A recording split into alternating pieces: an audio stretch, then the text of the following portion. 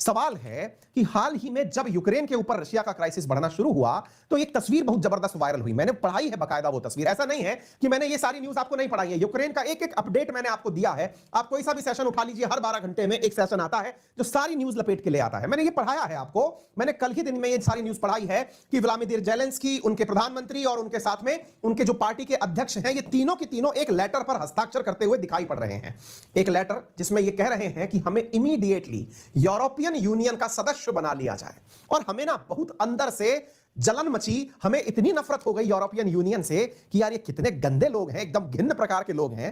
एक देश इनसे सहायता मांग रहा है, ये इसे मरता हुआ छोड़ दिए हैं। एक बार तो बहुत तेजी से कहे थे कि तुम्हें हम नाटो का सदस्य बनाएंगे, तुम्हें हम यूरोपियन यूनियन का सदस्य बनाएंगे, और उधर से रशिया खड़ा खड़ा हूल दे रहा था कि बना के देखो बेटा, तुम्हें निपटा देंगे। अब ये तो तुम तो सदस्य बना नहीं पाए, लेकिन रशिया अपनी बात को सिंसियरली ले गया है। आप मजाक करने पुतिन से निकले थे, वो बेचारा जो यूक्रेन जो है उसमें से यू हटाकर क्रेन बना दिया है, उसका है पटाखे का फ्लावर बना दिया है। अब मुद्दा यह है कि जनाब यूक्रेन बार बार मांगता रहा कि हमें नाटो में ले लो, कोई लेने को तैयार नहीं था। कह तो रहे थे सब एक बार हमारे साथ जुड़ जाओ, हम तुम्हारा बहुत बढ़िया दिन बना देंगे, भाई कोई आया नहीं साथ में।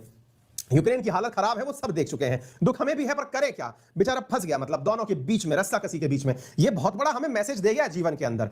ये मैसेज है कि जब कोई आपको चढ़ा रहा हो ना कि हाँ नेताजी तुम संघर्ष करो, हम तुम्हारे साथ हैं, ऐसे लोगों से बच के रहा करो, क्योंकि ये लोग जो है ना, ये चढ़ा करके पीछे हटने वाले लोग होते हैं। भाई चेक करते रहो, दोस्तों ने जिन्होंने भी तुम्हें झाड़ पे चढ़ाया उन्हें चेक करते रहो। पर जोक्स अपार्ट, सिंसियरली यदि एक बात सोचा जाए तो सोचो कि यूक्रेन ने अपने द्वारा एप्लीकेशन भेजा यूरोपियन यूनियन को, क्या सेवा में श्रीमान यूरोपियन यूनियन, आप हमें अपनी सदस्यता दिलवा दीजिए।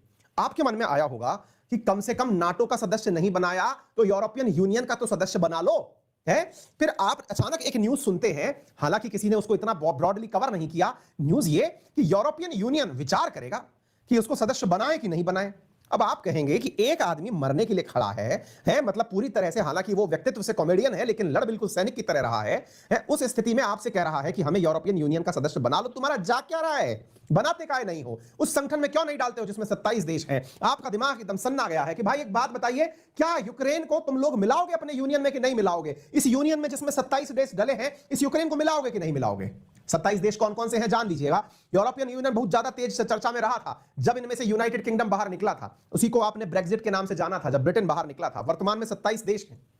अब बड़ा बवाल यह है कि सर एक बात बताइए, यूक्रेन इसका सदस्य बने, इसके लिए किससे परमिशन चाहिए? बहुत तगड़ा सवाल है, तो इसका आंसर भी तगड़ा है जनाब। इस समय यूरोप के 27 सदस्य हैं, 27 की परमिशन चाहिए यदि यूक्रेन को इसके अंदर जोड़ना हो। यानी यूरोपियन यूनियन में मिलाने की जो परमिशन है वो कोई एक देश नहीं दे सकता। सुनिए, यदि यूक्रेन को यूरोपियन यूनियन में मिलाना हो तो परमिशन किस किस की लगेगी? सुनिए साहब, यहां पर परमिशन लगेगी, ये जितने भी हरे हरियाली हो रखी है ना, इनके 27 देशों की परमिशन लगेगी, नंबर एक। नंबर दूसरा, इन 27 देशों ने मिलकर के अपनी एक काउंसिल बना रखी है जिसे आप यूरोपियन काउंसिल कहते हैं, उसकी परमिशन लगेगी। नंबर तीसरा, आप यूरोपियन काउंसिल के अलावा यूरोपियन जो कमीशन है उसकी परमिशन आपको लगानी होगी। यूरोपियन कमीशन जब अपनी इजाजत देगा तब जाकर के उसको एंट्री मिलेगी। नंबर चार, यहां पर एक और है और उसका नाम है यूरोपियन पार्लियामेंट, आपको उसकी परमिशन लेनी पड़ेगी। इस प्रकार से जब इतने सारी संस्थाएं किसी भी काम को परमिशन देंगी तब जाकर के ये सारा काम होगा। आपका दिमाग फिर खुलेगा। आप पूछेंगे कि एक बात बताओ, 27 देश हैं, उनके यहां पर भी आप जैसा कोई मास्टर पढ़ा तो रहा ही होगा, बता रहा होगा कि यूक्रेन में बम फटा। ऐसी स्थिति में क्या इनको ये फीलिंग नहीं है क्या कि मिला लो उसको अपने साथ? बिल्कुल है, लेकिन जनाब बात मिलाने भर की ऐसी नहीं है कि बस चल रही है कि तू भी आजा मेरी बस में, क्यों भीगे कमला खड़ी खड़ी, डायलॉग ये थोड़ी है। मुद्दा ये है कि यहां पर यूरोपियन यूनियन का अर्थ बहुत बड़ा व्यापक है। यूनियन ये मजाक यूनियन नहीं है, ये यूनियन है साथियों। जैसे आज अपन इंडिया के बारे में बोलते हैं कि India is A union of state, ध्यान से सुनिएगा, India is A union of state का मतलब यह है कि भारत के 28 राज्य और 8 यूनियन टेरिटरी मिलकर के भारत का निर्माण करते हैं। ऐसे ही यूरोप का एक ग्रुप है जो 27 देशों से मिलकर बना है। आप पूछेंगे क्या इनमें इंडिविजुअल देशों की मान्यता नहीं है क्या? है, लेकिन उसके बाद भी इनके यहां पर एक संगठन के रूप में इतने जबरदस्त मूल्य हैं जिनके बारे में आप सुनेंगे तो हैरान हो जाएंगे। सोचिए सोचिए, इन 27 देशों के बच्चे, इनमें से किसी भी देश में अगर पढ़ने जाएं तो इन्हें पढ़कर आने की किसी भी देश में इजाजत है। विचार करिए कि यूरोपियन यूनियन के 27 के 27 सदस्य अपने बच्चों को कहीं भी पढ़ा सकते हैं, नंबर एक। नंबर दूसरा, ये लिखते जाइएगा पॉइंट, नंबर दूसरा, ये 27 के 27 देश अपने यहां पर लोगों को किसी भी देश में नौकरी करने भेज सकते हैं। नंबर तीसरा, यहां के लोग किसी भी देश में अपना रिटायरमेंट प्लान कर सकते हैं। यानी कि यहां पर ये 27 की 27 देश एक दूसरे पर किसी भी प्रकार का प्रतिबंध नहीं लगाते। आप जैसे मान लीजिए कि भारत और नेपाल अगर यूरोपियन यूनियन के सदस्य होते तो नेपाल में नौकरी करने वाला आराम से इंडिया रहता, इंडिया वाला काठमांडू की एकदम वादियों में डला रहता, ये सारे के सारे काम हो पाते। इस तरह का यूनियन है मेरे प्यारे साथियों। ये 1993 के अंदर इसकी स्थापना की गई थी। हालांकि इसकी स्थापना सबसे पहले 1951 में इसकी कल्पना की गई थी, जब दुनिया में सेकंड वर्ल्ड वॉर खत्म हुआ था। तो इनर सिक्स के नाम से, माफी चाहता हूं, 1958 में इनर सिक्स के नाम से 6 देश, Belgium, France, Italy, Luxembourg, Netherlands और वेस्ट जर्मनी ने मिलकर के यह कल्पना रखी थी कि हम लोग मिलकर के एक ऐसा यूनियन बनाएंगे जिसमें किसी भी प्रकार का बॉर्डर ना हो। मेरे प्यारे साथियों, इसके साथ साथ जरा विचार करिए, यहां पर किसी भी व्यक्ति को, मान लीजिएगा कि यदि फ्रांस के व्यक्ति को जर्मनी में नौकरी मिलती है तो उसे देश में से इजाजत लेने की आवश्यकता नहीं है। वो जाकर के जर्मनी में वैसे ही नौकरी कर पाएगा जैसे वो फ्रांस के किसी कॉर्नर में नौकरी कर रहा हो। इसी प्रकार से इन 27 की 27 देशों के अंदर टैक्स बराबर होगा। ऐसा नहीं है कि भारत के अंदर टैक्स ज्यादा है, बांग्लादेश में टैक्स कम है, ऐसी स्थिति इनमें नहीं होगी। यहां पर 27 की 27 देश एक जैसा टैक्स रखेंगे। मेरे प्यारे साथियों, जानकर आश्चर्य होगा, हम गर्व से कहते हैं कि भारत का तो रुपया चलता है, ऐसे ये 27 देश कहते हैं हमारा तो यूरो चलता है। यानी कि इन्होंने एक कॉमन करेंसी एक्सेप्ट कर रखी है जिसका नाम यूरो है। विचार करिए कि इन 27 देशों में कोई अमीर होगा, कोई गरीब होगा। विचार करिए कि गरीब देशों की लॉटरी लगेगी, अमीर देशों को नुकसान होगा, फिर भी ये 27 देश आपस में मिलकर रहते हैं। कैसे ये यूक्रेन को अपने आप में मिला लें? क्या आपको लगता है कि ये केवल एक दिन का काम है? क्या उसके द्वारा इमीडिएट रूप से एक एप्लीकेशन यूक्रेन के द्वारा लिख के दी गई कि सेवा में श्रीमान मुझे अपने आप में शामिल करने का कष्ट करें? जनाब नहीं, बहुत सारे मुद्दों पर डिस्कशन होता है। विचार करिए कि जब ब्रिटेन इस ग्रुप में से निकल रहा था, 28 से 27 बन रहा था, तो भी कई सालों का आंदोलन चला था। ब्रेक्सिट को लेकर के ब्रिटेन बहुत उबला था। बोरिस जॉनसन झबरे वालों वाले प्रधानमंत्री उसमें नेता बनकर आए थे। कहने का मतलब यह है कि इसमें शामिल होना और इससे निकलना बहुत सारे नेगोशिएशंस के बाद होता है, क्योंकि बहुत से देशों में कुछ अच्छा है, कुछ बुरा है। यूक्रेन जो है वो एक बहुत बड़ा एग्रीकल्चरल प्रोड्यूसर है, लेकिन वहीं बाकी दूसरे देश टेक्नोलॉजी के उत्पादक हैं। ऐसी स्थिति में दोनों का सामना कैसे होगा? ये जो बात है, इस बात को लेकर के बहुत बड़े लेवल पर डिस्कशन अनिवार्य है। ये इमीडिएट लेवल पर नहीं होगा। फिर आप पूछेंगे, सर ये तो बिल्कुल वैसी बात हुई कि यूक्रेन को 1991 में देश बनाया गया था, अपनी आजादी के 30 साल बना चुका है, अब जाकर याद आया इसे, हैं? जब बम फटा तब जाकर के भागा है। पहले बना फिर रहा था पुष्पा की झुकेगा नहीं, और अब फ्लावर बना घूम रहा है। मुद्दा यह है जनाब, बताइए, 30 साल से जो बंदा यूरोपियन यूनियन में नहीं गया, यूरोपियन यूनियन आज का थोड़ी है। 1993 के अंदर यूरोपियन यूनियन कोपेनहेगन क्राइटेरिया के आधार पर बनाए गए थे। सवाल यह है सर कि जब 1993 के अंदर यह बन चुका था, तो फिर यूक्रेन जो कि 1991 में ही देश बन गया था, आज तक शामिल काहे नहीं हुआ?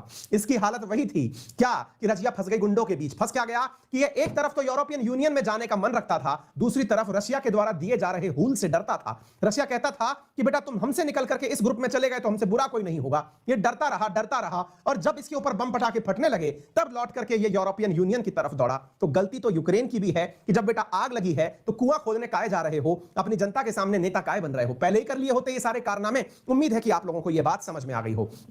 फिर आपके सामने सवाल आएगा कि सर यूरोपियन यूनियन का लेटेस्ट मेंबर कौन सा देश बना है? यानी कि 27 देश हैं, इनमें से लेटेस्ट मेंबर कौन सा देश बना है, जरा ये बताइए मेरे प्यारे साथियों। इसके अंदर जो सबसे लेटेस्ट देश इसके अंदर सदस्य बना है उसका नाम क्रोएशिया है। याद रखिएगा, 2013 के अंदर जो इसका अंदर सबसे लेटेस्ट देश मेंबर बना था उसका नाम क्रोएशिया था। यह याद रखिएगा, बहुत इंपॉर्टेंट है, पेपर के अंदर पूछा जा सकता है। सबसे अंतिम में जो मेंबर इसमें से बाहर निकला उसका नाम यूके है, यानी यूनाइटेड किंगडम है। इसका सबसे लेट मेंबर जो बना वो क्रोएशिया है, और क्रोएशिया मेरे प्यारे साथियों 10 साल की मेहनत के बाद में इसका सदस्य बना था। यानी कि लगातार 10 साल तक आवेदन प्रतिवेदन चलते रहे तब जाके इसका मेंबर बना था। उससे पहले इसके अंदर उपस्थितियां पॉसिबल नहीं थी।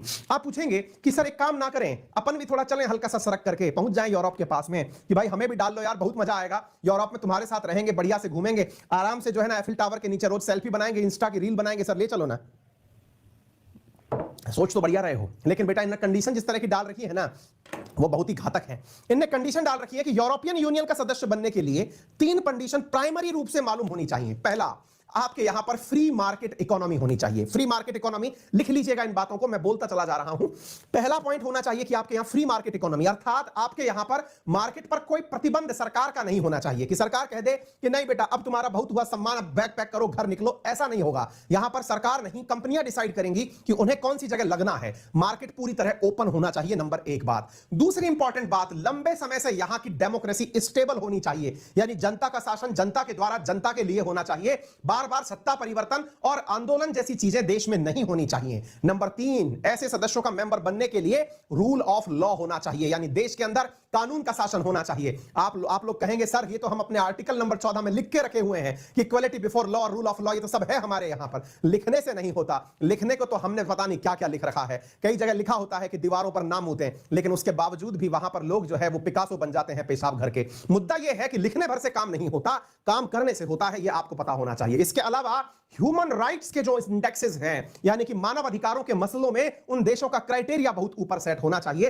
तब जाकर के यूरोपियन यूनियन उन्हें अपने आप में शामिल करने का प्लान बनाता है। उम्मीद है कि आपको यूरोपियन यूनियन की कंडीशन समझ में आई हो। सर ये कंडीशन लिखी कहां है? बेटा ये लिखी हुई है कोपेनहेगन क्राइटेरिया, जिसके अंदर से ये डिसाइड किया जाता है कि किसी को यदि सदस्य बनाना हो तो उसे सदस्य बनाने के लिए क्या क्या जरूरी होगा। तो मेंबरशिप का जो क्राइटेरिया मैंने आपको बांट कर सुनाया, वो क्राइटेरिया लिखा हुआ है कोपेनहेगन क्राइटेरिया के अंदर, जो आप लोगों को यहां पर जो है लिखा हुआ दिखाई दे रहा है। 1993 के अंदर आर्टिकल नंबर 49 मास्ट्रिच ट्रीटी में यह डिसाइड किया गया कि principle of liberty, democracy, respect for human right and fundamental freedom, rule of law follow करने वाले लोग ही यूरोपियन यूनियन को ज्वाइन कर सकते हैं। यह मास्ट्रिच ट्रीटी में डिसाइड किया गया। इससे पहले कोपेनहेगन 1993 के अंदर क्राइटेरियाज डिसाइड किए गए, यानी यूरोपियन यूनियन का सदस्य बनने के लिए आपको कोपेनहेगन 1993 और मास्ट्रिच आर्टिकल 49 फॉलो करना अनिवार्य है, तभी जाकर के आप इसके सदस्य बन सकते हैं। यह सारी जानकारियां मैंने आप लोगों को दे दी हैं। उम्मीद है आपको यह सारी बातें समझ में आ गई हो कि 1991 की मास्ट्रिच ट्रीटी और कोपेनहेगन एग्रीमेंट के बाद ही कोई देश यूरोपियन यूनियन का मेंबर बन सकता है। जानकारियां समझ में आ रही हो तो चैनल को लाइक करना बिल्कुल ना भूलें। चैनल पर नए हैं तो अभी से सब्सक्राइब कर लें। यदि आप मेरा रेफरल कोड अंकित